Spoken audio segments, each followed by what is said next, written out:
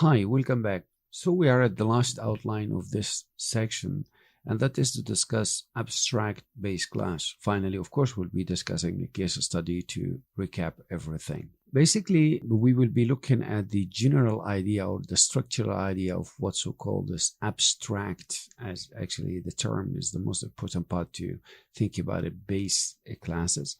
And then maybe some use of the abstract class based on the built-in one, coming with Python built-in libraries, and creating your own actually abstract class and why. Now, to discuss this topic and actually introduce the main idea beyond the line of complexity and theoretical information, let's go to Visual Studio Code and try to think of a scenario. Let's imagine a factory that producing a certain kind of object. This object can have its own feature. Before that, I should mention this entire idea of abstract class in Python has to be imported from a general library called ABC. So I will say from this module ABC, I would like to import a class called ABC, import also another method called the abstract method. So let's go ahead and create a class, and this class, let's call it main cover object. So imagine this class representative to every other object will be created within the factory to produce this particular product must have certain characteristics such as controlling the input and the way the implementation must be done. The first thing I want to do, this main cover object class must inherit from the ABC. Now it can have its own dunder method within it. And you could see, of course, he's gonna implement the super by taking the dunder that is important from its own class ABC. Okay, but at the same time, maybe I want also to enforce some other things, maybe something like the name. I could just go and say, well, name will be equal to the name of that object, something general like that. Here, I'm gonna use something called the property abstract method. Now, we will talk in details what is this add property in Python in following sessions. And if I use this, every object will be instantiated in this factory must have this method that's called a start. And basically this method does nothing beside printing. So this particular method is very important for me to be generalized and understood by everyone want to create object inside this factory, whatever kind of a different shape.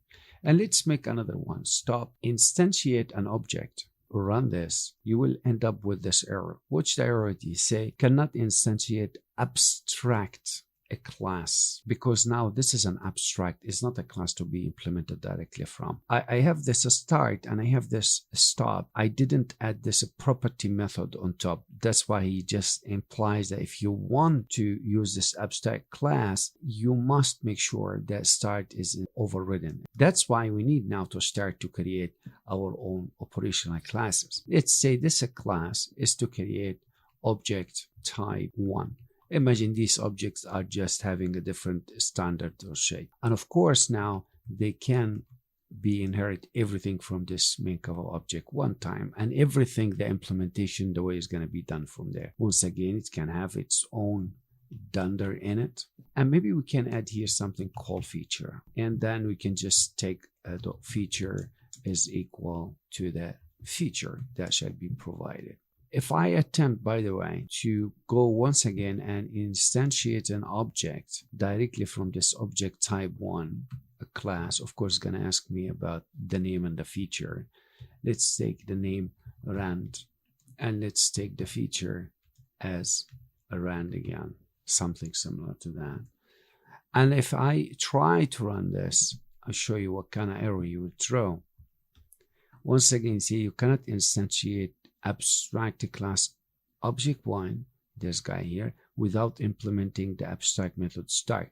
This mistake, I have to come here and say start, and you can see now the start is by default taken and returning the super.start whatever I did. This is one of course option, but at least I will show you if I would have to run this one more time, I shouldn't be running into any problem. Why? Because I overridden start. But of course I can make any changes that I want. I could just print here, But I will call now on the start method that I just overridden from the property, but it has to be implemented. Now, if I run, of course, object 1 with this feature 1 is active now. But you could see I was not forced to implement the stop. The stop is given there within the skeleton, so to say, and then I can be utilized. Now, same thing can be done now by taking every other new kind of structure. So if I would have to go down here, let's say this object 2, and you can create another object. It's called 2 from object type 2. Once again, it has its own name, and of course it would have its own feature as well. But for now, it's very good that you understand the general idea. Now it's time to move to the case study and the implementation of something that can recap everything we have learned in this section. I will see you then.